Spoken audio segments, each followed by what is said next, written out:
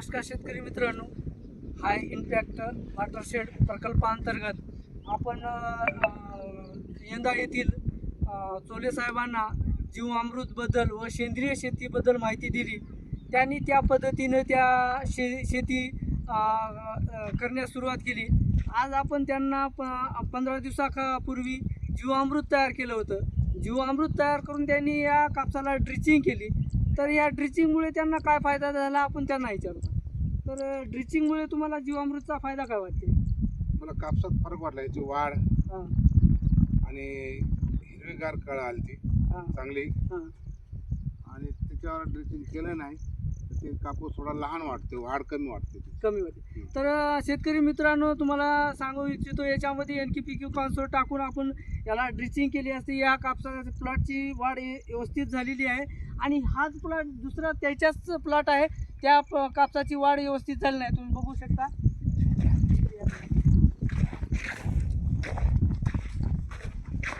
शेतकरी मित्रांनो, तुम्ही बघू शकता या दोन्ही प्लॉट एकच आहेत. तर ह्या प्लॉटला जीवामृत टाकलं नाही तर याची वाढ अतिशय कमी झालेली आहे आणि त्याची उगवण शक्ती बी थोडं व्यवस्थित झाली नाही. तुम्ही बघू शकता या कापसाची हाईट कमी आहे आणि तिकडे आपण जीवामृत टाकलेल्या कापसाची हाईट जास्त आहे. तर तुम्ही इतर शेतकऱ्यांना काय सांगू इच्छिता? सगळ्यांना जीवामृत केलं तर शेतकऱ्यांना चांगलं आहे. रासायनिक फर्टिलायझर हे महाग झालं आहे आणि हे घरच्या घरी आपल्याला करायचं जमते. तरी सर्व शेतकऱ्याला एक विनंती करतो, जीवामृतचा प्रयोग करा आणि कमी खर्चामध्ये आपली शेती जोपासा. मी पहिले 200 लिटर बनवलं, आता अजून डबल परत 200 लिटर मी जीवामृत बनवणार आणि वापरणार. एका डेल्याला 200 लिटर लागलं, आता दुसऱ्या डेल्यासाठी 2 टाके आणला मी. 2 टाक्यामध्ये 200 लिटर 2 बॅरल बनवून त्या दोन्ही कापसाला वापरणार. आणि सोयाबीनला सुद्धा ह्याचा प्रयोग करणार मी आणि त्याचे नंतर फोटो काढतो, दाखवतो ते बी. सोयाबीनला सुद्धा मी ड्रिचिंग त्याची करणार आहे.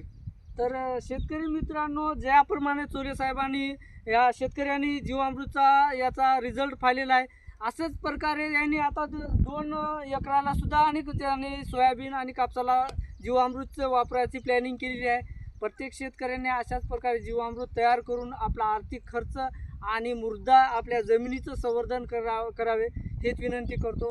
तर शेतकऱ्यांना काय सांगू इच्छाल तुम्ही? प्रत्येक जणांना जीवामृत केलं पाहिजे, तयार करा आणि आपल्या शेतीला जोपासा आणि कमी खर्चामध्ये आपलं उत्पन्न काढा.